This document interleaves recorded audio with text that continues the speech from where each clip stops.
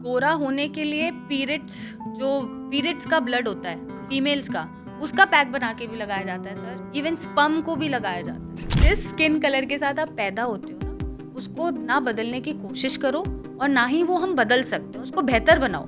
लोगों को सिर्फ व्यूज के लिए या फेमस होने के लिए या किसी को भी ब्लाइंडली फॉलो करने के लिए लॉजिक नहीं चाहिए। कॉर्पोरेट में भी सर, कॉर्पोरेट ऑफिसेज में भी बंदों को जॉब से फायर कर दिया जाता है कि आपको ये कौन सा स्किन डिसऑर्डर हो रहा है, हम आपको कंटिन्यू नहीं करा सकते। आप पूछना, किसी ने अगर लेजर ट्रीटमेंट कराया है, ट्रीटमेंट करने से पहले एक फॉर्म साइन कराया जाता है कि किसी भी तरह का रिएक्शन, इन्फ्लेमेशन, स्किन पे कोई भी डैमेज के लिए हम रिस्पॉन्सिबल नहीं है। मैंने आयुर्वेदा में ये मेंशन भी है कि आपको अपने फेस पे कोई भी ऐसा प्रोडक्ट रात को नहीं लगाना चाहिए जब आप सो रहे हो। ये कितना सच है? तो कोरियन स्किन केयर रूटीन सिर्फ एक ही चीज एम कर रहा है कि अपनी स्किन को कैसे और ग्लोइंग बनाना है। स्किन के लिए सबसे बेस्ट विटामिन्स कौन से हैं? तो पानी बहुत खुल के पीना है और जूसेस, पानी, नारियल पानी, जितना हो सके हाइड्रेशन बरकरार रखो ताकि आपको फालतू ट्रीटमेंट्स की शायद जरूरत ना हो। और एक नया कॉन्सेप्ट चला हुआ है आजकल की यूथ को, गोरा होना है। तो कोई ऐसा केस आपके पास में आज तक आया है जिसने बहुत सारे स्किन प्रोडक्ट्स यूज करे हों और उसका एक वर्स्ट फेस आ गया हो? Hello everyone, I am doctor Megha Chaturvedi, co founder of Shreyas and founder of C Ayurveda. और मेरी जो स्पेशलाइजेशन है वो स्किन, हेयर एंड लिवर पे है। तो आप हमसे कनेक्टेड रहिए ताकि आप भी कंफ्यूज ना हो और क्या सही है उसको फॉलो करें। बढ़िया मैम, तो पॉडकास्ट को शुरू कर लेते हैं। लेकिन अभी मैं जब ऊपर देख रहा था आपका एक कैंपेन चला हुआ था, क्या था वो? परम, वो हमारा कैंपेन है सोरासिस ही तो है। ओके। बेसिकली जो मेरे पास मैक्सिमम पेशेंट हैं वो सोरासिस के हैं। एंड सोरासिस अपने आप में एक ऐसी बीमारी है जो पेशेंट को mentally, socially, physically, emotionally break down कर देती है और सोसाइटी से अलग कर देती है। पेशेंट खुद नहीं करता, आसपास के लोग उसके कर देते हैं, इवन फैमिली मेंबर्स कर देते हैं। कईयों के रिलेशनशिप्स टूट जाते हैं, मैरिजेस टूट जाती हैं, कोई जॉब नहीं कर पाता, कोई इतनी तकलीफ में कि बेड से उठ नहीं पा रहा क्योंकि वो इन्फ्लेमेशन इतनी है स्किन सेल्स में। तो उन सबको नॉर्मलाइज करने के लिए हमने एक ऐसा विचार बनाया है कि सोरासिस ही तो है, एक हमारा थॉट है ओके। कि इतना इसको हाइप करने की या इतना इसको कॉम्प्लिकेट करने की जरूरत नहीं है। It's just normal the skin disorder, autoimmune disorder, और इसका इलाज है। आप इसको ठीक कर सकते हैं और अपनी नॉर्मल लाइफ जी सकते हैं। तो इस कैंपेन के ऊपर हमने एक सोच बनाई है जिससे हम चाहते हैं कि वो पेशेंट भी अपने आप को नॉर्मल फील करें और अपने सोरासिस से अच्छे से फाइट कर सके। बट वैसे आपको क्या लगता है, आज डेली सबकी लाइफ ना इतनी फास्ट हो चुकी है, कोई भी अपना हेल्थ का ध्यान नहीं रख पा रहा है, कोई स्किन का ध्यान नहीं रख पा रहा है, उम्र से पहले गंजे हो गए हैं, ठीक है। जो पहले 40-50 साल में बाल झड़ने शुरू होते हैं तो वो 25-26 साल में स्टार्ट हो गए। हम ह्यूमन क्या मिस्टेक्स कर रहे हैं आज की डेट में अपने स्किन केयर को लेके? सर, सबसे पहले तो हम जो अर्ली एज में स्किन केयर रूटीन में पड़ जाते हैं, 8-10 साल की उम्र में ही, वो एक सबसे बड़ी गलती है, राइट? जो बहुत ज़्यादा हम वैक्स यूज़ कर रहे हैं, बहुत ज़्यादा क्रीम्स, मेकअप या कॉस्मेटिक प्रोडक्ट्स यूज़ कर रहे हैं, वो एक सबसे बड़ी गलती है। दूसरा, हमारा ऑब्वियसली खान-पान शुद्ध नहीं रह गया है, आपको भी पता है। हर चीज़ में अडल्टरिंग हो ही रही है और हम शायद वेस्टर्नाइज़ ज़्यादा होने के चक्कर में बाहर का खाना प्रेफ़र कर रहे हैं, पिज़्ज़ा और ये सब खाना खा रहे हैं, बट घर का हरी सब्ज़ी नहीं खा रहे हैं। एंड ऑब्वियसली जो स्ट्रेस है बहुत कॉमन है। मतलब छोटे से बच्चे को भी पूछोगे क्या स्ट्रेस है, वो भी थेरेपीज़ ले रहा है साइकोलॉजिस्ट के पास कि मेरा ब्रेकअप हो गया, मेरी फ्रेंड मुझसे बात नहीं कर रही, या मेरे एग्ज़ाम में अच्छे नंबर नहीं आए तो मुझे स्ट्रेस हो गया, और वो सेशंस ले रहे हैं बच्चे, थेरेपी ले रहे हैं वो साइकोलॉजिस्ट के पास। तो ये सब जो बढ़ता जा रहा है ना, उनकी वजह से जो बाल गंजे होने चाहिए मतलब 40-50 में, वो शायद आपको 20-30 में दिख जाते हैं। जो हमारा एजिंग होनी चाहिए 40-50s के बाद, वो हमें 20s के बाद ही दिख जाती हैं। और ऑब्वियसली जीन्स तो हैं ही फिर। जीन्स जैसे हैं आपके, वैसा तो आप कहीं न कहीं रिफ्लेक्ट करोगे, बट हाँ, लेटर स्टेजेस की जगह आप थोड़ा अर्ली स्टेजेस में वो रिफ्लेक्शन आ रही है। और क्या ये सच है कि एंटी एजिंग क्रीम आपको रिंकल्स फ्री बना देती है या आपकी स्किन को और अच्छा से कर देती है? सर, एंटी एजिंग क्रीम नहीं कर सकती, बट आप खुद अपनी एजिंग रिवर्स कर सकते हैं, थोड़ा-सा अपने ऊपर ध्यान देके। किन चीज़ों का ध्यान रखें? सबसे पहले तो एक्सरसाइज करनी कर देनी चाहिए शुरू आफ्टर 20s ही। चाहे आपको जो भी पसंद है, yoga, meditation, cardio, weight lifting, mixture भी कर रहे हो, डांस भी कर रहे हो, बट मेक श्योर करो कि कोई ना कोई फिजिकल एक्टिविटी आपकी डेली लाइफ में इन्वॉल्व हो, चाहे वो स्पोर्ट्स ही क्यों ना हो, राइट? उसके बाद आपको ये ध्यान रखना है कि अगर आपके जीन्स में कोई बीमारी चल रही है जो मुझे हो सकती है, तो मैं पहले से ही अलर्ट हो जाऊं। मैं बाहर का खाना कम कर दूं, अल्कोहल इंटेक कम कर दूं, बहुत ज़्यादा शुगर ना खाऊँ, या मैं घर का बनाई खाने को प्रेफ़रेंस दूँ, बहुत रेयर खा लिया ठीक है, बट डेली हैबिट ना बनाऊँ। इन चीज़ों का ध्यान रख के भी हम वो जो एक ट्रिगरिंग पॉइंट है हमारी लाइफ़ में, जो हमें बाहर जीन से मिल रहा है या हमारे पहले जीन से मिल रहा है, उसको हम कंट्रोल कर सकते हैं। मुझे एक चीज़ बताओ मैम, आपको आज की डेट में मिथ क्या लग रहा है कि लोग बाग समझ नहीं पा रहे हैं चीज़ों के बारे में? बिकॉज़ कहीं न कहीं सोशल मीडिया, इंस्टाग्राम, हुँ, इन पे इतना क्लटर्स भरा पड़ा हुआ है ना चीज़ों का, हुँ। तो मुझे लगता है कॉमन बंदे के लिए तो देखो प्रॉब्लम है समझने में। जी। तो क्या लगता है आपको स्किन केयर के बारे में कि क्या मिथ है? सर मिथ से ज़्यादा मुझे लगता है कन्फ्यूज़्ड हैं हम लोग। कैसे? कैसे? क्योंकि कभी भी स्क्रॉल करो तो हर रील में एक नया कंटेंट मिलता है हुँ, और वो फॉलो करने लगता है कोई इंसान, हुँ। तो दूसरा रील आ जाता है कि आप गलत कर रहे हो। एक्चुअली लोगों को पता ही नहीं है कि उनकी स्किन टाइप या बॉडी के हिसाब से उन्हें करना क्या है।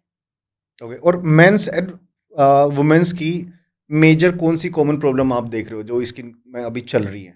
सबसे ज़्यादा प्रॉब्लम जो कॉमन है वो तो ऑब्वियसली आपको भी पता है, हेयर फॉल हुँ, या एक्ने, राइट? हुँ। या पिगमेंटेशन। और एक नया कॉन्सेप्ट चला हुआ है आजकल की यूथ को, गोरा होना है। सबको गोरा होना है। हाँ, तो ये एक मिथ है कि हम गोरे हो सकते हैं। सबसे बड़ा मिथ यही है। कि स्किन का कलर चेंज नहीं हो सकता। नहीं, जिस स्किन कलर के साथ आप पैदा हो रहे हो ना, हुँ। You can't change it. और ये भी मिथ चल रहा है ना कि अब ये मिथ है या फैक्ट है आप बताना, सनस्क्रीन लगाने से, हुँ। ठीक है, आपको कैंसर हो रहा है। हाँ, ये कुछ केसेज़ में हो सकता है, बट हाँ, हर केस में हो सनस्क्रीन यूज़ करने से कैंसर, हुँ, ये पॉसिबल नहीं है। डिपेंड करता है कि आप किस एज से सनस्क्रीन लगा रहे हो, डिपेंड करता है कि आप कितनी ज़्यादा सनस्क्रीन लगा रहे हो और उसमें क्या इंग्रीडिएंट्स पढ़ के आप यूज़ कर रहे हो। कोई बेस्ट 2 और 3 मतलब स्किन केयर रूटीन आप बता सकते हो, लाइक मॉर्निंग में ये रहना चाहिए, इवनिंग में ये रहना चाहिए? सर, कोई मॉर्निंग, इवनिंग, नाइट फॉलो करने की ज़रूरत नहीं है। स्किन को हाइड्रेटिंग रखने का और ग्लोइंग रखने का एक ही तरीका मुझे समझ में आता है कि क्लेंजिंग करते रहो, हाइड्रेटिंग करते रहो, पीते भी रहो कुछ ना कुछ, बाहर से भी हाइड्रेटेड रखो और मॉइस्चराइज़ करते रहो। सनस्क्रीन नहीं भी लगा रहे हो और आप घर पे बैठे हो, तो कोई ज़रूरत नहीं है आपको सनस्क्रीन लगाने की, आप मॉइस्चराइज़र लगाओ हुँ, and stick to the natural ingredients. मतलब जो पुराने टाइम में हमारे दादी या नानी के नुस्खे थे, बेसन लगा लिया, दही लगा लिया, हुँ। कर्ड, मुझे नहीं लगता कि कर्ड से अच्छा कोई चीज़ है बालों के लिए या फेस के लिए। वो आपकी टैनिंग भी हटाता है, सब कुछ हटाता है। तो छोटी एज से जो बच्चे आजकल ब्लीच कराना शुरू कर देते हैं या फेशियल्स कराने शुरू कर देते हैं, नई-नई टेक्नोलॉजी पे वो चले गए, वो and they are not even 18। हुँ, तो ये हमें थोड़ा अवॉइड करना चाहिए। Stick to your natural colour. जैसे आजकल आपने सुना होगा कि बहुत सारा ये चल रहा है कि गोरा होना है, ड्रिप्स लगा लो, ग्लूटाथियोन यूज़ कर लो, राइट? तो वो मुझे नहीं लगता कि पॉसिबल है। आप अपनी स्किन को निखार सकते हो, इवन टोन बना सकते हो, उसे ग्लोइंग बना सकते हो, उसे क्लीन कर सकते हो, दाग धब्बे ना हो, आप उसे चेंज नहीं कर सकते। तो इस भीड़ के पीछे नहीं भागना चाहिए हुँ। और मॉइस्चराइज़ करते रहो और बाहर से ज़्यादा इम्पोर्टेंट है अंदर से भी करो। आजकल की जनरेशन मुझे नहीं लगता कि अच्छा खाती है। मतलब they are more prone to have junk, fast food, right? Party करनी है, हुँ। बाहर फ्रेंड्स के साथ जाना ही है। कोई भी फॉलो नहीं करता कि हमें फ्रूट्स खाने हैं या नारियल पानी पीना है या हमें सीड्स खानी है या ग्रीन वेजिटेबल्स खानी है। आजकल का जनरेशन तो ग्रीन वेजिटेबल्स प्रेफ़र ही नहीं करता, नहीं करते, खाता ही राइट। नहीं है, स्मेल आ रही है, देखने में अच्छा नहीं लग रहा। तो अगर अंदर से बॉडी आपकी ठीक चल रही है, उसको विटामिन, मिनरल, न्यूट्रिएंट सब मिल रहा है, तो वो स्किन पे दिखेगा, ओके। राइट? जैसा बोलते हैं जैसा अन्न वैसा मन, राइट? तो अगर वो बॉडी को मिल रहा है अंदर से, तो बाहर से भी स्किन अच्छी दिखेगी। अब आपने खुद भी शायद नोटिस किया होगा, जो अल्कोहल इंटेक ज़्यादा करते हैं, हुँ, बाहर का खाना ज़्यादा खाते भी हैं, उनको एक्ने की प्रॉब्लम ज़्यादा रहती है। थोड़े ओके। टाइम के लिए अगर छोड़ दें, तो वो एक्ने थोड़े मतलब साफ़ होने शुरू हो जाते ओके, हैं। सो ये तो एक केस हुआ कि अगर आप अल्कोहलिक हो या आप स्मोक कर रहे हो, बट हुँ। What is the major cause behind the acne? क्यों होते हैं? हाँ, मेजर कॉज़, सबसे बड़ा कॉज़ है हार्मोनल एक्ने। हुँ, जब भी बच्चे जैसे टीनेज में जाते हैं, 11 प्लस होना शुरू करते हैं, तो हार्मोनल इम्बैलेंस होता है। जो हार्मोन 10 साल से चल रहा है, 11 साल से चल रहा है, वो अब चेंज होगा। हुँ, एक साइकिल बनाएगा।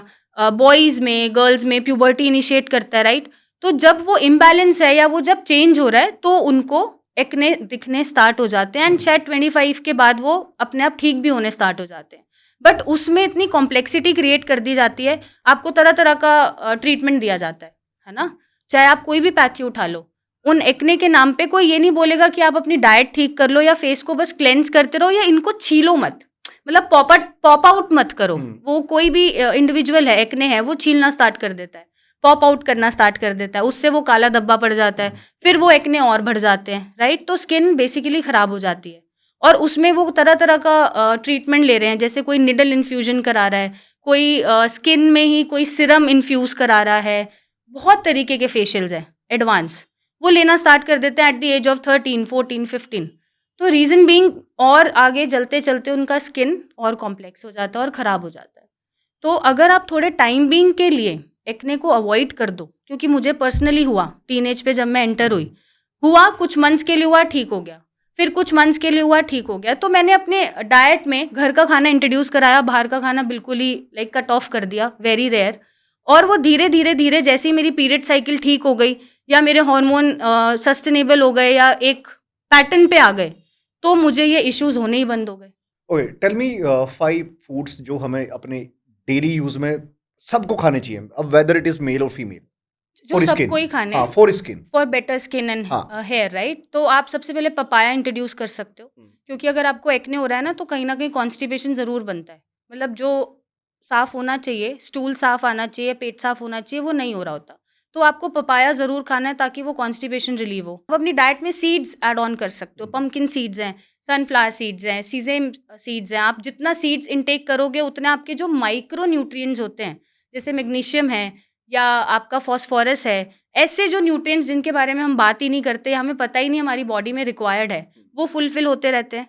ओमेगा 3 फैटी एसिड मिलेगा। नट्स आप ज़रूर इंट्रोड्यूस करो। आप भीगे हुए नट्स, अगर गर्मियाँ चल रही हैं तो आप नट्स को भिगो के खाओ। हुँ। सर्दियाँ हैं तो आप बिना भीगे भी खा सकते हो, क्योंकि वो गर्म नहीं करेंगे, राइट। एंड घर का बना खाना खाओ। मतलब जो प्रेफरेंस होनी चाहिए वो घर के बने खाने पे होनी चाहिए, और ग्रीन वेजिटेबल्स आपको भर के खानी है। और पानी कितना पी लेते हैं? मुझे नहीं लगता कि आज कोई भी 10 से 12 ग्लास पानी दिन में पीता होगा। याद आ गया तो पी लिया, राइट। तो पानी बहुत खुल के पीना है, और जूसेस, पानी, नारियल पानी, जितना हो सके हाइड्रेशन बरकरार रखो, ताकि आपको फालतू ट्रीटमेंट्स की शायद ज़रूरत ना पड़े या कंसल्टेशन की ज़रूरत ना पड़े। बट जो पेशेंट आपके पास में आते हैं, लाइक क्या प्रॉब्लम रहती है उनको स्किन की? अब वेदर वो चाहे आपका हेयर फॉल से हो या स्किन से हो, क्या जनरल कौन से केसेस ज़्यादा आप वो सबसे करते हो? ज़्यादा मेरे पास जो पेशेंट आते हैं वो सोरासिस के आते हैं। ये थोड़ा-सा समझाओ क्या होता है? सोरासिस एक बेसिकली ऑटोइम्यून स्किन डिसऑर्डर है। हुँ। मीन्स ये हो तो इम्यूनिटी की वजह से रहा है, हुँ। क्योंकि हमारी बॉडी की इम्यूनिटी अपने आप को ही अटैक करना शुरू कर दिया उसने, और स्किन सेल्स को उसने टारगेट कर लिया, हुँ। राइट। जनरली इम्यूनिटी का काम है हमें इन्फेक्शन से बचाना या हमारे फेवर में काम करना, बट वो आपकी दुश्मन बन गई और स्किन सेल को टारगेट करके उसने स्किन सेल्स को रैपिडली ग्रो कराना स्टार्ट कर दिया, ओके। जिसकी वजह से स्किन सेल्स पे इन्फ्लेमेशन, रेडनेस, बर्निंग और स्किन तो वो झड़ती भी नजर आती है। पैचेस भी तो आ जाते हैं जी ना, जी, और कुछ लोगों की पैचेस ना भी, हाथों पे स्किन फट भी जाती है। कट्स लगते हैं। हाँ। हाँ, और फिर बहुत ज़्यादा बर्निंग, इचिंग जैसे सिम्पटम्स आते हैं। तो ये सोरासिस होता है। ओके, तो वो कहाँ पे, लाइक मतलब आपके हेड में या फेस पे या कहीं पे भी हो जाता एनीवेयर है? सर, एनीवेयर, और कहीं उसका भी हो उसकी सकता क्या है। है बेसिकली, अगर कोई किसी को अगर हो रहा हो तो क्या उसके लिए वो रेमेडीज कुछ ऐसी है? रेमेडी तो उसको बस हेल्प कर सकती है उसकी इचिंग से रिलीफ दिलाने के लिए। हुँ। बट अगर आपको ट्रीट करना है उसको, हुँ। क्योंकि ये अंदर से प्रॉब्लम आ रही है, तो इसका एक ऐसा ट्रीटमेंट हमें अप्रोच करना होता है जो इम्यूनिटी को बैलेंस करे। उसको ये रियलाइज़ कराए कि ये आप ही की बॉडी है, इसको अटैक मत करो यार। मतलब इसको ओके। प्रोटेक्ट करो। और ये जब आप अंदर से दवा खा के कर रहे हैं, थोड़ा-सा अपना डाइट और लाइफ़स्टाइल में मॉडिफ़िकेशंस कर रहे हैं, हुँ। ताकि इम्यूनिटी आपकी ट्रिगर ना हो, रिलैप्स ना करे पैचेस, और बाहर से उसको ऐसी एप्लीकेशंस देनी है जो आपकी स्किन को ख़राब ना करे। क्योंकि अक्सर मेरे पास पेशेंट सोरासिस का स्टेरॉइडल इंटेक करके आता है या अप्लाई करके आता है। तो जब इतने साल वो स्टेरॉइडल क्रीम्स लगा रहा है, हुँ। उसकी स्किन ऐसे पतली हो जाती है जिसमें स्ट्रेच मार्क्स बड़े-बड़े दिखते हैं और अंदर की ब्लड वेसल्स दिखनी स्टार्ट हो जाती हैं। मतलब हल्का-सा भी वो मुझसे भी टच हुआ तो खरोंच लग जाएगी। इतना सेंसिटिव स्किन उसका बन जाता है। तो वो हमें अवॉइड करना चाहिए। हमें ऐसी चीज़ें यूज़ करनी है बाहर से भी, जो आपके पैचेस को भी सूट करे, एट द सेम टाइम आपकी स्किन को भी वो ठीक रखे और लंबे समय तक प्रोटेक्ट करके रखे। इसमें एक और आज की डेट में कॉमन कॉमन नहीं बोलूँगा, बट हाँ, काफ़ी लोगों में देखने को मिलता है, वेटिलिगो बोलते हैं ना उसको, हाँ जी, वाइ हाँ जी। व्हाइट स्पॉट्स जो हो हाँ जाते हैं। जी, हाँ क्या जी। होता है वो? क्यों होता है? विटिलिगो भी एक ऑटोइम्यून बीमारी है। ओके। अब इसमें क्या कर रहा है, वो जो हमारी बॉडी है, जो मेलानोसाइट्स मेलानिन पिगमेंट रिलीज़ करते हैं, हुँ। जो हमारे स्किन का कलर डिसाइड करते हैं, वो कम रिलीज़ होते हैं। हुँ। वो उसको अटैक करते हैं कि आपको रिलीज़ ही नहीं करना। नहीं रिलीज़ करना, जिसकी वजह से आपको अनइवन स्किन टोन और व्हाइट पैचेस देखने को मिल जाता है और वो हुँ। विटिलिगो बन जाता है। आजकल एक फैशन चल रहा है कि फिलर्स कराना हर चीज को। जी, क्या जी। टेक है आपका फिलर बुटोक्स को लेके? Sir fillers and Botox personal choice है, हम्म। राइट? अगर आपको लग रहा है कि एज के बाद आपका कोई भी फिगर खराब हो रहा है या आपका फेस स्ट्रक्चर खराब हो रहा है और आपको मैटर कर रहा है ना? अगर तो मैटर नहीं करना चाहिए। जैसे अब आप लेसिक भी देखोगे तो बहुत लोग लेसिक नहीं प्रेफर करते। इवन मैंने इतने आई डॉक्टर से मैं मिली हूँ जो खुद स्पेक्स लगा के पेशेंट को देखते हैं। तो एक कॉस्मेटिक कंसर्न वहाँ पे आ जाता है। अगर तो आपका काम है कि ऑल टाइम आपको कैमरे पे रहना है, स्क्रीन पे रहना है, आप पब्लिक फिगर हो, हमेशा मीडिया में ही रहना है, तो वो आपकी पर्सनल चॉइस है। अगर आप करेक्शन कराना चाहते हो तो करा सकते हो, बट उसके भी फिर अपने रेपरकशंस होते हैं। सेंसिटिविटी बन जाती है या सूज जाता है। आपने देखा होगा कि उर्फी जावेद बहुत फोटोज़ डालती है हम्म। स्टोरीज़ में कि मेरा स्वेलिंग हो गया, फिलर कराया था, उसका ये साइड इफ़ेक्ट हो गया, रिएक्शन हो गया। तो फिर वो रिएक्शंस होते रहते हैं और आप कोई भी नेचुरल चीज़ को जब छेड़ोगे, तो वो रिवर्ट तो करेगी। ओके। और स्किन के लिए सबसे बेस्ट 3 या 4 सबसे बेस्ट विटामिन्स कौन से हैं जो हर एक इंसान को यूज करने चाहिए? सबसे पहले विटामिन ए, देन विटामिन के, ई एंड डी।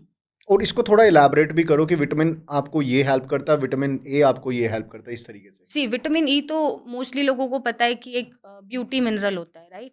अगर आप विटामिन ए का कंज्यूम कर रहे हो, नेचुरल कंज्यूम कर रहे हो या सप्लीमेंटेशन ले रहे हो, तो वो ऑब्वियसली जो आपका स्किन पे ग्लो नहीं आ रहा है या स्किन अनइवन जा रही है, तो उसको वो भरने में हेल्प करता है। Vitamin A at the same time eyes के लिए अच्छा है। डार्क सर्कल्स हैं या आई साइड वीक है, तो विटामिन ए को प्रेफर किया जाता है कि हाँ, आपको विटामिन ए एनरिच चीज़ें खानी है या सप्लीमेंट लेना है। विटामिन के ऑल्सो क्योंकि विटामिन के रिस्पॉन्सिबल है आपका हेयर बनाने में, स्किन सेल्स बनाने में, तो डेड स्किन सेल्स जो रिप्लेस हो रहे हैं उनको हेल्दियर से वो रिप्लेस कर पाता है, okay. Right? And vitamin D is overall responsible for your immune system. अगर आपका इम्यून सिस्टम अच्छा है और आप बार बार इन्फेक्शन कैच नहीं कर रहे हैं, आपकी इम्यूनिटी स्ट्रांगली फाइट कर पा रही है, तो वो गंदे बैक्टीरियाज को अंदर आने ही नहीं देगी शरीर के अंदर। और जब वो आने नहीं देगी तो ऑब्वियसली गट हेल्दी है तो फेस तो हेल्दी दिखेगा ही दिखेगा। करेक्ट। और ये मानते भी है ना कि अगर आपका लीवर क्लीन है जी, तो वो आपके फेस से पता लग सकता है। पता लगता है। वो कौन से मेजर सिम्टम्स हैं जो आपको बताएंगे कि आपका लीवर में कुछ ना कुछ इन्फेक्शन या लीवर पे प्रेशर हो जाता है, जिसके आपको डार्क सर्कल हो जाते हैं या फेस डल हो जाता है? कौन से सिम्टम्स होते हैं वो? सबसे पहला सिम्पटम तो सर एक ब्लैकनेस देखी होगी आपने, जो हमें फोरहेड पे ब्लैकनेस और अराउंड दिस टेम्पोरल रीजन जो हमारा होता है वहाँ पे डार्कनेस दिखनी स्टार्ट हो जाती है और हमें लगता है कि हाँ, कुछ तो गड़बड़ चल रहा है। एक बहुत मेजर सिम्पटम है जो लिवर के खराब होने का इंडिकेशन देता है, वो इचिंग। आपकी स्किन बेहद ड्राई और इची हो जाएगी। मतलब इतनी इचिंग है कि आप कंट्रोल नहीं कर पा रहे हैं एंड ऑल द टाइम आप इचिंग ही कर रहे हो, खुजा रहे हो। तो ये 2 सिम्पटम मेजरली मुझे लगता है कि ये इंडिकेट कर देती है कि कुछ तो खराब है बॉस। अभी मैं एक रील भी देख रहा था। उस रील में ये बताया कि वो भी डॉक्टर ही थे कि धूप से कैंसर हो सकता है, स्किन कैंसर हो सकता है। Is it possible? Sir risk बढ़ जाता है। कैसे? थोड़ा इलैबोरेट करो इस चीज़ को प्लीज। जैसे अब ओवर एक्सपोज़र जो कर रहे हैं धूप का, राइट? वैसे तो vitamin D is necessary, but जिस एनवायरनमेंट में हम रह रहे हैं वो ओवर पोल्यूटेड है। मुझे नहीं लगता कि सन रेज़ डायरेक्टली पड़ती भी हैं स्किन पे या नहीं, वो तो ओवर पोल्यूटेड होके ही पड़ती हैं, राइट? एंड कोई भी हम में से अर्ली मॉर्निंग सनलाइट नहीं लेता है। कौन 6 बजे उठ के धूप सेकने जा रहा है? हम जाएँगे 10 बजे, 9 बजे, 11 बजे। तब तक इतना पोल्यूशन हो चुका है उस सन रेज़ में या इतना वो पोल्यूटेड हो गई हैं रेज़, जब वो आपके स्किन सेल्स पे टारगेट करती हैं और over exposure of anything is dangerous. मतलब किसी भी चीज़ की अति खराबी होती है, राइट? तो वो क्या करेगी, स्किन सेल्स में जो डीएनए है उनको म्यूटेट कर सकती है। अब जब म्यूटेशन होगा तो कैंसर ही नहीं और भी आपको स्किन प्रॉब्लम्स जुड़ सकती हैं। तो वो रिस्क बढ़ा देता है। आदिवासी ऑयल को लेके क्या कहना है आपका? मैंने नहीं यूज़ करे हैं। जी, तो वो सर ऐसे कहना किसी को डायरेक्टली मुझे नहीं लगता कि मेरे मैं आपका टेक जानना चाह रहा हूँ। सी, जी। हम ये इसलिए नहीं कर रहे हैं कि हमको उनको डिफेम करना है, ठीक है? जी, बट मैं ये क्लैरिटी एज ए डॉक्टर आपसे चाहता हूँ कि बिकॉज कहीं ना कहीं मुझे ऐसा लगता है कि जो इन्फॉर्मेशन यहाँ से जाए ना वो बड़ी ऑथेंटिक हो। जी, आदिवासी को लेके बहुत सारे लोगों ने बनाया, और अभी अंबानी वाली वो रील देखी थी आपने जी, जी। कि जब इतना बड़ा आदमी अपने बाल नहीं बचा पाता तो एग्ज़ैक्टली। आदिवासी क्या बचा पाएगा? Very much true. मैं सिर्फ आपसे आपका टेक जानना चाह रहा हूँ, क्या कोई ऐसा ऑयल बना हुआ है कि जिससे आपका हेयर फॉल रुक सकता है? हेयर फॉल कम हो सकता है, हम्म। रुक नहीं सकता। और सिर्फ तेल ही नहीं, उसके साथ हमें और फैक्टर्स पे भी काम करना जैसे पड़ेगा। कि जैसे कि एक तो बस सुन के नहीं लेना कि आदिवासी ऑयल लगाना है, राइट? आपको सूट कर भी रहा है या नहीं, पता होना चाहिए। अब जैसे आपके कोई फ्रेंड है, आपको कोई प्रोडक्ट सूट करा, आपने बताया यार ये प्रोडक्ट मैं यूज़ कर रहा हूँ, मुझे रिजल्ट्स अच्छे दिख रहे हैं। उन्होंने बिना पैच टेस्ट करे या बिना यूज़ करे डिसाइड कर लिया भाई मैं तो ये लूँगा या मैं ये यूज़ करूँगा। अगर उन्हें लग भी रहा है कि नहीं सूट कर रहा, नहीं मेरा हेयर फॉल बढ़ रहा है, मुझे प्रॉब्लम हो रही है, इचिंग हो रहा है, डैंड्रफ हो रहा है, तो वो they will keep using it क्योंकि आपने बताया था। तो वो ये स्विच नहीं करेंगे प्रोडक्ट को, राइट? तो प्रोडक्ट नेचुरल होने चाहिए। साथ ही साथ पहले आप ये डिसाइड करो कि क्या आपको सूट कर रहा है या नहीं कर रहा। ज़रूरी नहीं है कि आपका हेयर टेक्सचर, स्ट्रक्चर सेम हो जैसा औरों का है, डिफरेंट हो सकता है। इंडिविजुअल का स्किन, हेयर सब अलग हो जाता है, राइट? और दूसरा, अगर कोई साथ में मेडिकल कंडीशन जुड़ा हुआ है, फॉर एग्जाम्पल फीमेल्स की मैं बात करूँ तो पीसीओडी मिलेगा, हार्मोनल डिस्टर्बेंसेस मिलेंगे, थायराइड मिलेगा, तो उसको भी at the same time correct करना ज़रूरी है। ओके। और साथ में ऐसी चीज़ों का इंटेक करना है जो आपकी माइक्रो न्यूट्रिएंट लेवल पे जो डेफिशिएंसीज होती हैं छोटे-छोटे एलिमेंट्स की, उनको वो पूरा करे, तो शायद रिजल्ट्स लगता है मुझे कि बेटर भी मिलते हैं। स्किन टाइप में अभी आपने बोला कितने तरह की स्किन होती है? सर स्किन टाइप जैसे नॉर्मल है, ड्राई है, कॉम्बिनेशन है, ऑयली है, सेंसिटिव है, तो इस तरह का स्किन टाइप होता है। अब जैसे ब्लीच मैक्सिमम फीमेल्स कराती हैं। पर्सनली मैं बात करूँ अपनी, तो मैंने शादी के टाइम पे ट्राई किया, बट मुझे नहीं सूट किया। मेरे फेस पे छाले पड़ गए और वो जलने जैसा बन गया, तो मैंने कभी ब्लीच को हाथ ही नहीं लगाया।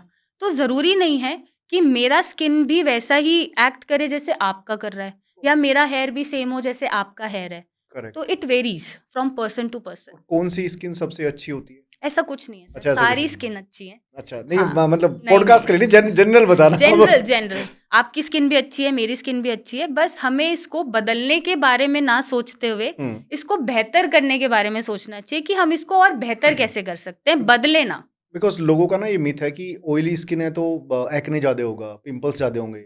ड्राई स्किन है तो उसकी भी कॉन्सिक्वेंसेस तो उसके भी होंगे। जी। वो मैं आपसे पूछना चाह रहा हूँ। नहीं, एक्ने तो ऑब्वियसली ऑयली स्किन है क्योंकि जो ग्लैंड्स हैं वो ऑयल सिक्रीट ज़्यादा कर रही हैं। तो वहाँ पे वो एक्ने फॉर्मेशन जल्दी कर देगा in comparison to dry skin. But अगर मैं सोरासिस की बात करूँ, तो सोरासिस में पेशेंट की ड्राई स्किन होती है, फिर भी उसको इतने बड़े-बड़े पैच हो जाते हैं। वो एक्ने से भी भयंकर होते हैं और खतरनाक होते हैं। तो ऐसा कुछ भी नहीं है, स्किन सारी अच्छी होती है। बट ऑयली स्किन वाले को ये ध्यान रखना है कि मैं क्लेंज़ करता रहूँ। इस एरिया में मेरे ऑयल इकट्ठा ना हो, राइट? मॉइस्चराइज़ करता रहूँ। फेस वॉशेस थोड़े बदल जाएँगे या कुछ स्टेप्स बदल जाएँगे स्किन केयर में। और ड्राई वाले को ये ध्यान रखना है कि उसको मॉइस्चराइज़ करते रहना है ताकि उसकी स्किन ड्राई ना हो। तो एनीवे सारी स्किन अच्छी है, बट हमें वही मैंने बोला, स्किन को बदलने की ना कोशिश करते हुए उसको बेहतर बनाने की कोशिश करनी चाहिए। आजकल हम एक चीज़ और फ़ॉलो करना स्टार्ट कर दिया है, कोरियन जी, प्रोडक्ट्स। कोरियन की स्किन बड़ी ही अच्छी होती है। जी। सबसे पहले ये समझाओ उनकी स्किन इतनी अच्छी होती क्यों है? सर उनकी शक्ल, हमारी शक्ल अलग है, बिल्कुल। जेनेटिक कोडिंग अलग है, राइट? एनवायरमेंटल फैक्टर्स अलग हैं। हर चीज़ अलग है ना? तो हमारे फीचर्स उनसे नहीं मिल सकते, उनके फीचर्स हमसे नहीं मिल सकते। जहाँ वो रह रहे हैं, हम वहाँ नहीं रह सकते, या इंडिया वैसा क्लाइमेटिक कंडीशन नहीं हो सकता, या उसको हम बदल नहीं सकते, राइट? तो जब उनका जेनेटिक कोडिंग ही ऐसा है, तो उसमें आप उसको बदल नहीं सकते क्योंकि उनके शायद एंसेस्टर, फोरफादर्स ऐसे ही दिखते आए हैं और ऐसे ही स्किन टेक्सचर के साथ बॉर्न हुए हैं। हम जैसे हमारे फोरफादर्स थे या एंसेस्टर्स थे, हम वैसे ही दिखते आए हैं। तो कोरियन स्किन केयर रूटीन सिर्फ एक ही चीज़ एम कर रहा है कि अपनी स्किन को कैसे और ग्लोइंग बनाना है या क्लीन बनाना है। हम गलत इंटरप्रेट कर रहे हैं कि हम कोरियन स्किन को ही बना दें, वो हाँ, पॉसिबल नहीं है। तो ऐसे 3 टिप्स बताओ आप कि आपकी नेचुरली स्किन आपकी ग्लोइंग हो जाए। सर सबसे पहला स्टेप है क्लेंजिंग। आजकल के बच्चे आपने देखा होगा, मतलब यूथ भी मैं बोलूँ, मेकअप ऑन करके ही सो जाते हैं, मतलब मेकअप को हटाते भी नहीं हैं, अगर कहीं बाहर भी गए हैं। तो क्लेंजिंग, आप दिन में 1 बार 2 बार ज़रूर अपनी स्किन को क्लेंज़ करें, हुँ। जो भी प्रोडक्ट आपको सूट कर रहा है उससे। And number 2 is hydration.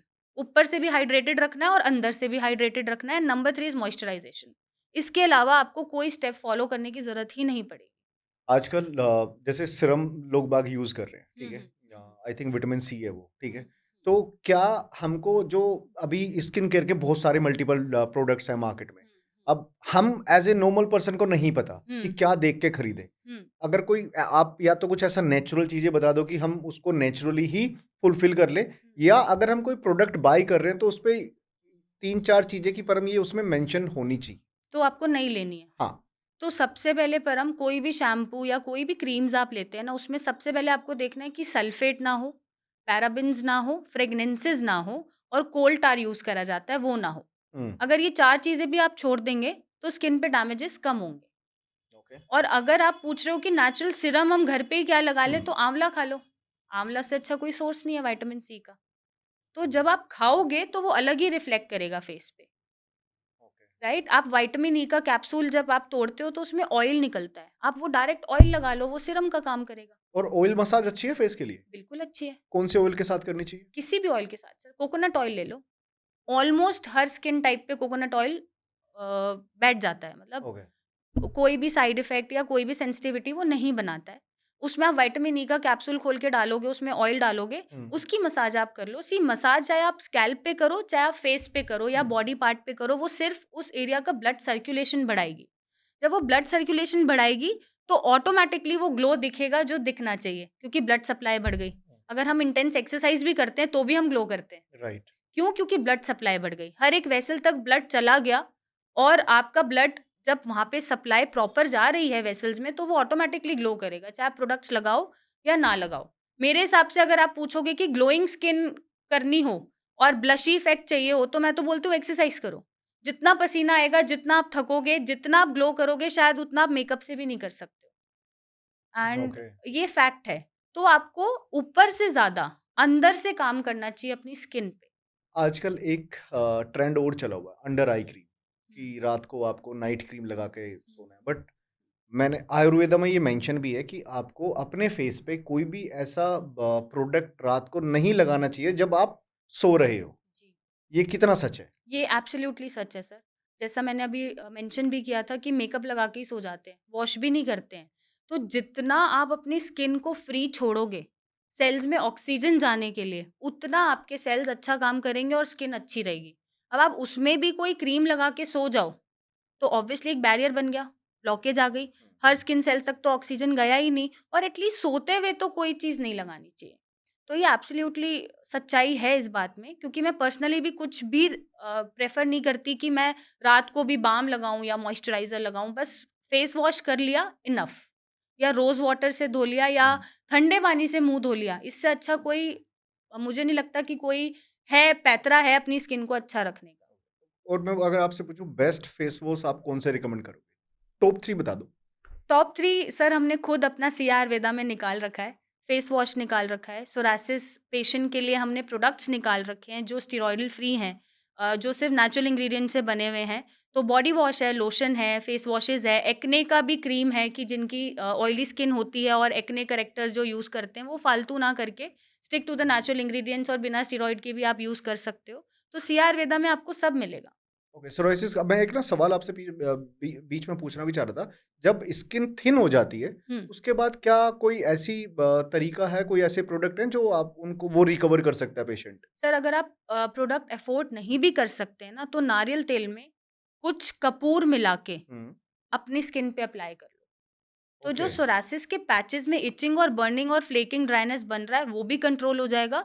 और आपको कोई महँगे प्रोडक्ट अगर आप अफ़ोर्ड नहीं कर पा रहे हो हुँ, या उतना आप स्किन केयर में नहीं जा पा रहे हो, स्टेरॉइड से भी बच जाओगे और आपकी अफ़ोर्डेबिलिटी भी निकल जाएगी। अच्छा, मैं ना एक सर्वे और पढ़ रहा था। आजकल क्या है, लोगों के यहाँ पे ना हुँ। मतलब हेड पे बीच में बहुत बड़े-बड़े पैचेज़ हैं। वो भी सोराइसिस है? अगर उसमें पपड़ी झड़ रही है निकल के हुँ, और वो पैचेज़ हेयर लाइन, नेक, ईयर हुँ, के पीछे आ रहे हैं, हुँ। तो येस सोरासिस हो सकता है। नहीं तो वो सीबोरिक डर्मेटाइटिस भी हो सकता क्यों है। होता है बेसिकली? सर सोरासिस तो जैसा मैंने बोला हुँ, कि ऑटोइम्यून है तो हुँ, स्कैल्प पे भी होता है हुँ, और आजकल के जो जनरेशन में पाया जा रहा है हुँ। वो स्कैल्प पे ही सबसे ज़्यादा पाया जाता है, राइट? ओके। इम्यूनिटी भी एक तो फ़ेवर में काम नहीं कर रही और मेबी जो ओवर यूज़ ऑफ वैक्स है, जेल्स हैं, ड्रायर्स हैं, हीटिंग मटीरियल ज़्यादा यूज़ करा जाता है स्टाइलिंग के लिए, उनसे वो चीज़ें ट्रिगर हो जाती हैं या एग्रावेट हो जाती हैं, राइट? ओके। और बाकी जो सीबोरिक डर्मेटाइटिस है वो नॉर्मली डैंड्रफ जैसा आपके सर पे बना रहेगा। हुँ, तो वो सिर्फ़ आपकी जो स्किन है उसको ड्राई कर रहा है और वो डैंड्रफ की फ़ॉर्म में निकल रहा है, डेड स्किन सेल्स निकल रहे हैं। एक ये इश्यू है और एक एलोपेशिया है जो which also comes under autoimmune disorder आपने सुना हुँ। होगा। तो एलोपेशिया में वो पैचेज़ बनने स्टार्ट हो जाते हैं और वो बाल्डनेस क्रिएट होनी स्टार्ट हो जाती है और धीरे-धीरे आप पूरे ही बाल्ड हो जाते हैं, राइट? ओके। तो ये कंसर्न्स की वजह से स्कैल्प पे इश्यू आते हैं। रीग्रोथ पॉसिबल है हेयर की? हाँ, है। 100% मैं नहीं बोलूँगी, बट क्योंकि मैंने अपने पेशेंट्स में कर रखी है, क्या केस तो था, थोड़ा सा डिस्कस करो प्लीज। पेशेंट का केस ये था सर, हम्म। पेशेंट फीमेल थी, हम्म। राइट? और एलोपेशिया था उसको, यूनिवर्सालिस, मतलब पूरा ही स्कैल्प उसका बाल था और इतना एक पैच था उसके सर पे, राइट? अब उसने उस पैच को ऐसे स्टाइल करा हुआ था कि वो आगे बाल दिख रहे थे, पीछे से पूरा वो बाल था। जब वो हमारे पास आए और वो हिस्ट्री ली, हमने एग्ज़ामिन किया, तो हमने देखा कि इन्होंने ये फेविकोल से चिपका रखे हैं बाल आगे, क्या बात कर रहे इसलिए ये ऐसे दिख रहे हैं। तो हमने बहुत जब क्वेश्चनिंग करी और बहुत काउंटर किया, तब उन्होंने एंड में एडमिट करा कि हाँ, ये मैंने फेविकोल से ऐसे चिपका रखे हैं, नहीं तो वो बस एक सेंटर में ही एक पैच था, बाकी वो पूरे बाल थे। तो जब हमने उनका ट्रीटमेंट चलाया, प्रोडक्ट्स भी दिए, मेडिसिन्स भी दी चीज़ों को करेक्ट करने के लिए, राइट? अगर उनमें हार्मोनल इम्बैलेंस चल रहा है या डीएचटी का प्रॉब्लम की वजह से बालनेस आ रही है, उसको ब्लॉक करने की दवाइयाँ दी और नेचुरल तरीके से कोशिश करी कि हम ला पाएँ, तो हम उनके पूरे स्कैल्प पे छोटे-छोटे बेबी हेयर्स ला पाए थे। राइट? ओके। तो ये 3-4 महीने कुछ ट्रीटमेंट चला, बेबी हेयर्स आए जैसे शेव ऑफ करने के बाद आते हैं, और उससे पहले आज तक कभी नहीं उनको बेबी हेयर्स आए थे, और इस वजह से उनका डिवोर्स और ये सब हो गया था, राइट? पति ने उनको छोड़ दिया था, सेपरेशन हो गया था, एंड फिर उसके बाद जब थोड़े-थोड़े बाल आ गए और स्कैल्प कवर हो गया, तो उन्होंने ट्रीटमेंट क्विट कर दिया, है ना? ओके। कि इतना आ गया काफ़ी है, ये ढक गया, उससे ज़्यादा मुझे कुछ नहीं। मैम, आपका लेजर ट्रीटमेंट पे क्या टेक है? बिकॉज बहुत सारे लोग इस चीज को आज की डेट में ना एज ए नॉर्मली कराने लग रहे हैं कि किसी ने फेस का कराया, किसी ने हैंड का कराया, किसी ने हेयर लाइन बनाई। हुँ। इसके क्या डिसएडवांटेज आपको लगते हैं? सर, पहले तो देखो, एडवांटेजेस ऑब्वियसली उनके हिसाब से बहुत हैं कि हम अच्छा दिख रहे हैं, ऑब्वियसली हमें बार-बार वैक्स नहीं कराना पड़ रहा है एंड ब्ला ब्ला, इंडिविजुअल के हिसाब से बदल सकते हैं। बट अगर मैं बात करूँ डिसएडवांटेजेस की, तो भगवान ने जब हमें हेयर दिया है ना किसी भी पार्ट पे, चाहे आर्मपिट्स हैं, चाहे वो हमारा ग्रियोन रीजन है, प्राइवेट पार्ट्स हैं, वो इसलिए दिया है ताकि हम बाहर के इन्फेक्शन को फाइट कर सकें, और वो जो हेयर हैं, वो बैरियर बना देते हैं between the infection and your organ. Hmm. अब जब आपने बैरियर ही हटा दिया, तो आपके ऑर्गन्स में इन्फेक्शन के चांसेस अपने आप ही बढ़ गए। जैसे हमारे नॉस्ट्रल्स में भी बाल हैं, क्यों हैं? ताकि डस्ट पार्टिकल्स या तरह-तरह का इन्फेक्शन जल्दी से नाक के अंदर ना जाए। तो वो एक बैरियर क्रिएट कर दिया। अब उस बैरियर को ही जब हम हटा देते हैं, तो ऑब्वियसली जो चांसेस ऑफ इन्फेक्शन है हमारे लेटर एजेस में, वो बढ़ जाते हैं। हम्म। वो हम प्रोन हो जाते हैं कि हमारा बैरियर तो है नहीं, अब बाल तो है नहीं, वो सीधा हमारे पोर्स में ही जाएगा या स्किन में ही जाएगा, और जब वो प्राइवेट पार्ट से जाएगा या हमारे ग्रियोन रीजन से जाएगा, तो वहाँ पे वो उसकी पीएच को भी डिस्टर्ब करेगा। ओके। बालों की वजह से हमारे ग्रियोन रीजन का पीएच भी मेंटेन रहता है। अब जब बाल ही नहीं है, तो पीएच ऑब्वियसली थोड़ा बहुत हिलेगा, स्वेलिंग, इचिंग, बर्निंग, और फीमेल्स में स्पेशली जो चांसेस होते हैं इन्फेक्शन के या सर्विसाइटिस जैसी कंडीशंस होती हैं जहाँ इन्फ्लेमेशन हो जाती है सर्विक्स की, वो बढ़ना स्टार्ट हो जाती है। एंड ये जो लेज़र करा रहे हैं ना, ये इस अपने कॉन्टेक्स्ट से करा रहे हैं कि बाल ही नहीं आएँगे। जबकि ये जो लेज़र रिमूवल नहीं होता है, ये रिडक्शन होता है। बस आपके हेयर को रिड्यूस करता है। बार-बार, बार-बार, बार-बार। ये रिमूवल बिल्कुल नहीं करता है। अच्छा, जी, मतलब रीग्रोथ हो जाती है फिर बाद होती में? है। ऑब्वियसली सर, बाल हैं तो वो बढ़ेगा ही बढ़ेगा, बट जहाँ वो 2 महीने में बढ़ रहा है, वो 6 महीने में बढ़ जाएगा। ओके। ऐसा नहीं है कि बाल नहीं बढ़ेगा। आप किसी भी पेशेंट से एक्सपीरियंस पूछ लेना है, किसी भी बंदे से जिसने ये ट्रीटमेंट लिया हो, कि बाल आने बंद हो जाते हैं, ऐसा होता है, वो यही बोलेगा नहीं आते तो हैं, हम्म। बट साल में आ गए, 6 महीने में आ गए, 4 महीने में आ गए, तो वो स्पैन बढ़ा देता है ग्रोथ का। अच्छा। वो ओके। हमेशा के लिए आए ना ग्रोथ, ऐसा नहीं करता है वो। बट आप अलग लेस एग्जांपल लेजर ट्रीटमेंट में अगर आपने ब्लॉकेज कर दी है, हाँ, तो फिर तो स्किन में भी प्रॉब्लम होती होगी, बिल्कुल, इन्फेक्शंस होते बिल्कुल, होंगे। वही जैसा मैंने बोला, क्योंकि हम्म। डायरेक्ट पोर में ही जा रहा है इन्फेक्शन, या कोई भी एक्सपोज़र है हम्म। बैक्टीरियल या किसी भी ऐसी चीज़ का, फॉरेन मटेरियल का, वो डायरेक्ट आपकी स्किन में इन्फ्यूज़ हो रहा है। बैरियर तो वो हट ही गया। अब जब बैरियर हट गया और बार-बार, बार-बार लेज़र ट्रीटमेंट आप करा रहे हो, तो स्किन की सेंसिटिविटी भी बढ़ती है, हम्म। और है तो वो रेडिएशन ही। उसके एक्सपोज़र से या ज़्यादा एक्सपोज़र से स्किन कैंसर के चांसेस भी बढ़ते हैं, राइट? और डैमेजेस भी होती हैं, फर्दर डैमेजेस भी होती है। आप पूछना, किसी ने अगर लेज़र ट्रीटमेंट कराया है, ट्रीटमेंट करने से पहले एक फॉर्म साइन कराया जाता है कि किसी भी तरह का रिएक्शन, इन्फ्लेमेशन, स्किन पे कोई भी डैमेज के लिए हम रिस्पॉन्सिबल नहीं हैं। आप अपनी मर्ज़ी से करा रहे ये कॉन्सेप्ट तो मेरे को ना समझ ही आता है। कभी आप ऑपरेट करने जाओ हैं। कहीं पे, जी, डॉक्टर पहले ही फॉर्म फिल करा लेता है कि भैया आप जी। जियोगे मरोगे, मेरे पे जिम्मेदारी एग्ज़ैक्टली, नहीं है। Exactly. Okay. Tell me one thing. मैं अभी एक केस भी देख रहा था कि कुछ लोगों ने ना, अब लेट्स एग्जांपल आपको स्किन इन्फेक्शन हुआ है, ठीक है? आप बताना कि आपके पास में ऐसे पेशेंट आए या नहीं आए हैं। किसी को वाइट पैचेस है। लोग बाग को पता क्या मिथ है, जी। ब्लैक मैजिक हो रखा है भाई हमारा। हाँ जी सर, आए हैं ऐसे पेशेंट? बहुत पेशेंट्स हैं। कोई केस शेयर करो जैसे प्लीज। सोरासिस का पेशेंट आया मेरे हम्म। पास, वो मुझे आके बोलता है कहीं से भी आया, स्पेशली जो उत्तराखंड साइड के होते हैं या हिमाचल साइड के होते हैं, कि हम्म। यूपी साइड के भी इनफैक्ट, कि मैम हमने इसका इतनी जगह झाड़ा लगवा लिया, इतनी जगह मन्नतें मांग ली, ये पैचेस ठीक ही नहीं हो रहे और बढ़ते जा रहे हैं। वो झाड़ा लगवा रहे इन चीजों के हाँ, लिए। वो झाड़ा लगवा रहे हैं इन चीज़ों का, क्योंकि जहाँ से वो आ रहे हैं, मतलब I don't want to mention that particular name, मतलब वो जहाँ से भी आ रहे हैं, डज़न्ट मैटर कि वो किसी भी सिटी से आएँ, कहीं से भी आएँ, वहाँ पे ये धारणा है कि आपको ऐसा कोई प्रॉब्लम हो गया, सोरासिस जैसा, विटिलिगो जैसा, तो आप हमसे अलग हो गए हैं, आप अब से अलग खाएँगे, अलग रहेंगे, हम आपके साथ कोई भी चीज़ शेयर नहीं करेंगे और आप पे कोई ऊपर काला जादू है या किसी ने कुछ करा रखा है, जिसकी वज़ह से आपको ये कॉम्प्लिकेशन हो रहे हैं। बाप रे! ऐसा अभी भी होता है क्या? वो जी। छुआ-छूत की जो पहला अभी भी है सर, अभी भी है। और पेशेंट को 8-10 साल हो गए मुझे समझाते हुए कि अगर ऐसा कुछ होता तो मैं ग्लव्स और यूनिफ़ॉर्म पहन के नहीं बैठती हूँ।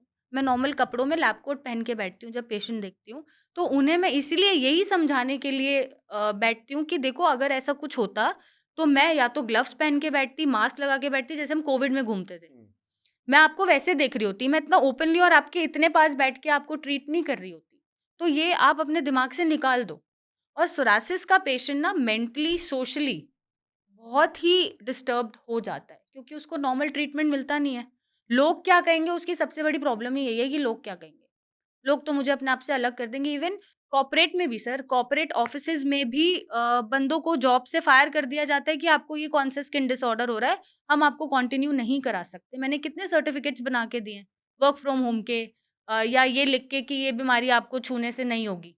हम ओके। बनाते हैं ये सर्टिफिकेट्स। और वो एक केस आप और बता रहे थे कि सबसे वियर्ड केस आपको लगा था। क्या था ज़रा बताओ?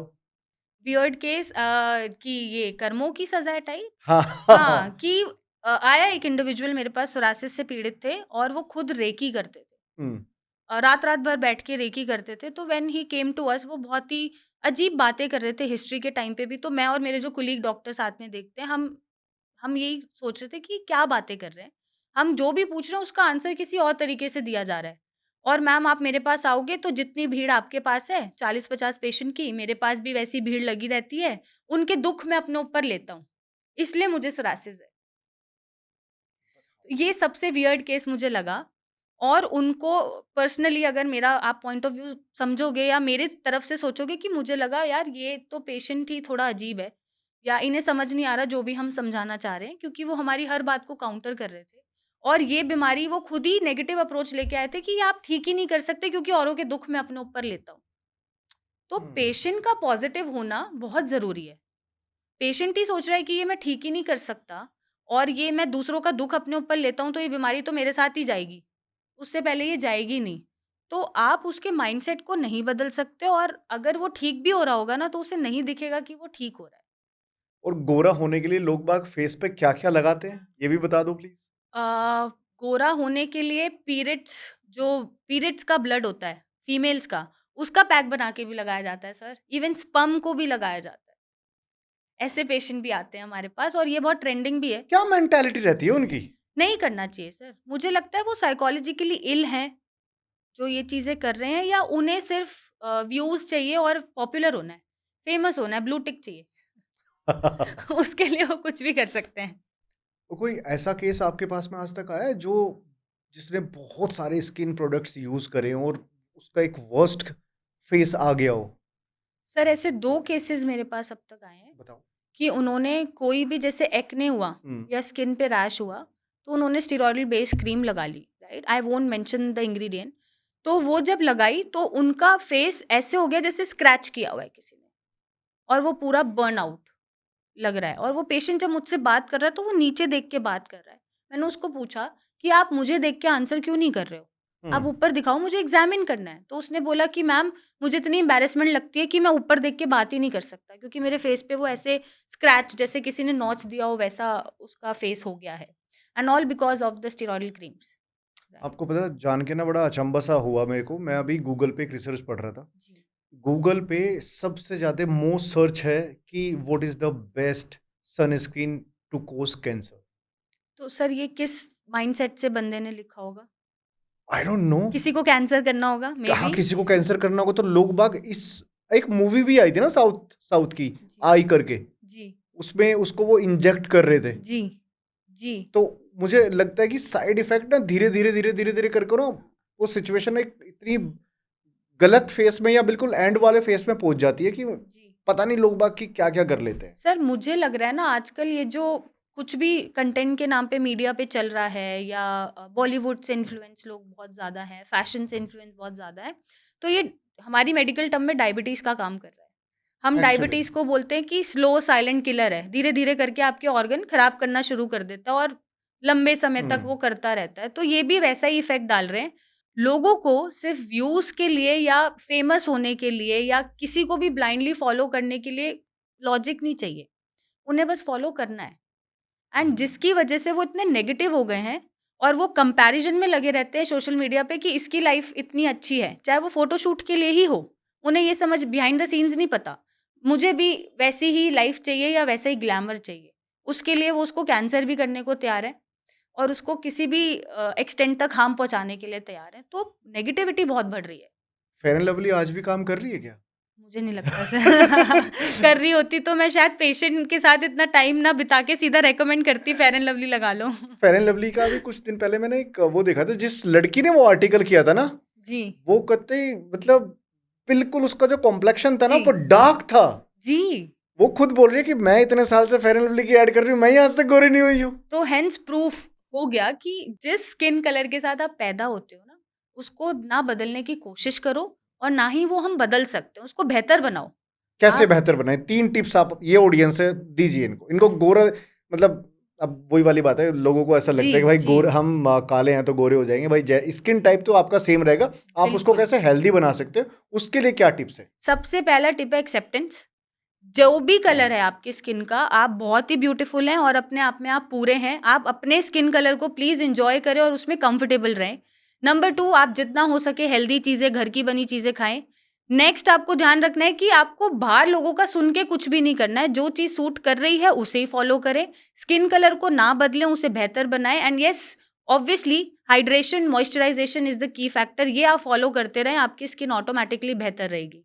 एंड थैंक यू एवरीवन आप पॉडकास्ट देखते देखते अगर यहाँ तक आ चुके हो तो जो जो चीज़ें हमने डिस्कस करी है ऐसी किसी भी समस्या से अगर आप जूझ रहे हो तो कोई ज़रूरत नहीं है जूझने की डिस्क्रिप्शन में सारी डिटेल्स है मैम की मैम से आप कंसल्ट कर सकते हो क्यों ma'am? Thank you. Yes, of course. Done thank you ma'am thank you. Thank you everyone.